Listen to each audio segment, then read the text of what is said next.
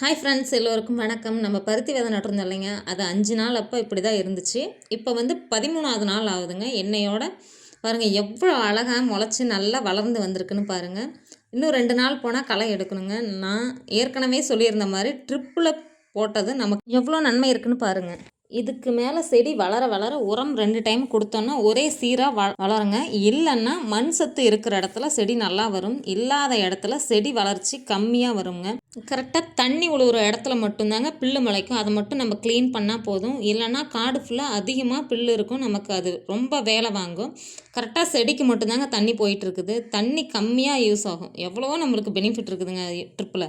அப்புறம் என்னங்க, காட்டில் அவர் தண்ணி கட்டிட்டு கிளம்பிட்டாரு. நானும் மாட்டுக்காக தட்டெல்லாம் அறுத்து போட்டு வேலையெல்லாம் முடிச்சுட்டு வேலை கிளம்பிட்டோம். அது என்ன வேலைன்னு அடுத்த வீடியோவில் பார்க்கலாம். ஓகே ஃப்ரெண்ட்ஸ், பாய். நம்ம வீடியோ பிடிச்சிருந்தா லைக் பண்ணுங்கள், ஷேர் பண்ணுங்கள், கமெண்ட் பண்ணுங்கள். மறக்காமல் தலா குமார் சேனலை சப்ஸ்கிரைப் பண்ணுங்கள். ஓகே ஃப்ரெண்ட்ஸ், மீண்டும் அடுத்த வீடியோவில் பார்க்கலாம்.